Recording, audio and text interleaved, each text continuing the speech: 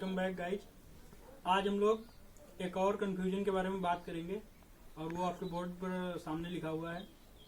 चलिए आज अपने दूसरे कंफ्यूजन के बारे में बात करते हैं।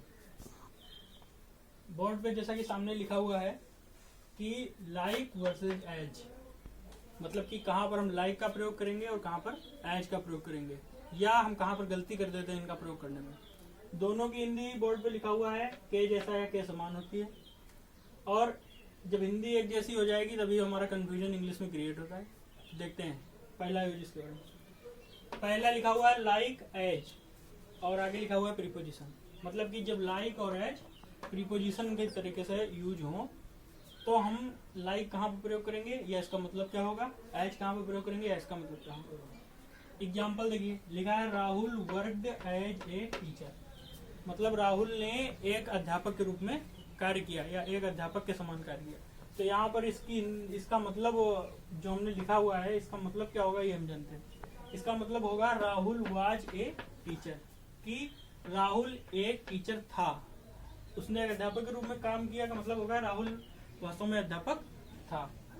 दूसरा example, Rahul worked like a teacher, इसका मतलब होगा या इसका मीन्स होगा Rahul was not a teacher, Rahul वास्तव में एक अध्यापक नहीं था बल्कि उसने जो कार्य किया है वह टीचरों वाला है। जैसे कि कोई व्यक्ति टीचर ओरिजिनल में उसका प्रोफेशन ना हो लेकिन वो किसी को पढ़ाए तो हो जाएगा लाइक ए टीचर, कि उसने एक अध्यापक की तरह पढ़ाया लेकिन वो वास्तव में टीचर नहीं है। अगर हम एज लगाएंगे तो हो जाएगा कि वो वास्तव में एक टीचर है।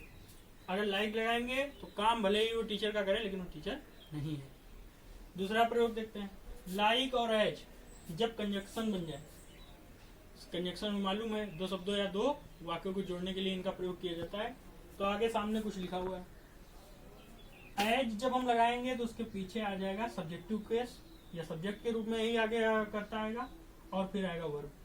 अगर हमने लाइक लगाया है तो ऑब्जेक्टिव केस फिर आएगा वर्ब। एक बात और, यहाँ पर जब हम नाउन लिखेंगे तो नाउन चाहे सब्जेक्ट हो चाहे ऑब्जेक्ट हो, दोनों में सेम ही रहता है, बदलता नहीं है। जैसे कि हमने राम लिख दिया तो राम ही सब्जेक्ट है और राम ही ऑब्जेक्ट है। लेकिन अगर हम प्रोनाउन लिखेंगे तो अगर हमने आई लिखा है तो ऑब्जेक्ट में मी हो जाएगा, लेकिन नाउन के साथ ऐसा नहीं होता है, इसलिए ऊपर दोनों जगह पर टीचर टीचर ही लिखा है।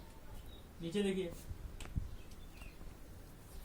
राहुल एग्जाम्पल लिखा हुआ है, लाइक और एज जब कंजक्शन की तरीके से काम करे तो एज के बाद सब्जेक्टिव केस फिर वर्ब आएगा, लाइक के बाद ऑब्जेक्टिव केस फिर वर्ब आएगा। तो एग्जांपल देखिए, राहुल स्पीक्स इंग्लिश, राहुल अंग्रेजी बोलता है, एज आई डू जैसे मैं बोलता हूँ। तो हमने एज लगाया है, उसके बाद आई सब्जेक्टिव केस में दिया हुआ है यहाँ पर। तो मतलब जब भी हम एज लगाएंगे तो उसके बाद सब्जेक्टिव केस आएगा। दूसरा example, Rahul speaks English like me, आपकी बार हमने लाइक लगाया है तो हम यहाँ पर मी लिखेंगे, इसलिए यहाँ पर ऑब्जेक्टिव केस आया हुआ है। ये दो प्रयोग हमने जो लाइक के देखे हैं, दो ही प्रयोग हैं। आई होप आपको वीडियो पसंद आया होगा। अगर आपको वीडियो पसंद आया है लाइक करें, शेयर करें, बेल आइकन को दबाना ना भूलें। आपको और भी ऐसी वीडियो मिलती रहेगी।